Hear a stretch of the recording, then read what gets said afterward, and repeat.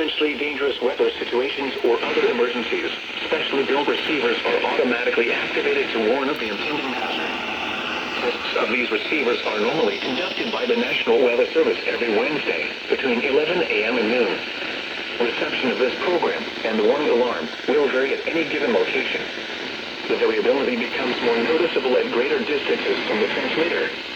To provide the most consistent warning service possible, the warning alarm will be activated for warnings, selected watches, and other environmental emergencies affecting the following North Carolina counties: Alamance, Alexander, Anson, Bertie, Cabarrus, Caswell, Chatham, Davidson, Davie, Durham, Edgecombe, Forsyth, Franklin, Granville, Greene, Guilford, Halifax, Harnett, Hoke, Iredell, Johnson, Lee, Martin, Montgomery, Moore, Nash, Northampton, Orange, Person, Pitt, Randolph, Richmond, Rockingham, Royan, Scotland, Stanley, Stokes, Surrey, Union, Vance, Wake, Warren, Wayne, Wilkes, Wilson, and Yadkin.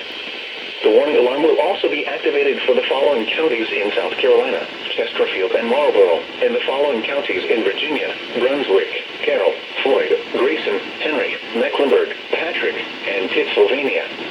This includes the independent cities of Galax, Martinsville, and Danville. Repeating, the National Weather Service has just activated the public warning alarm tone in a test of the Weather Radio's warning alarm system.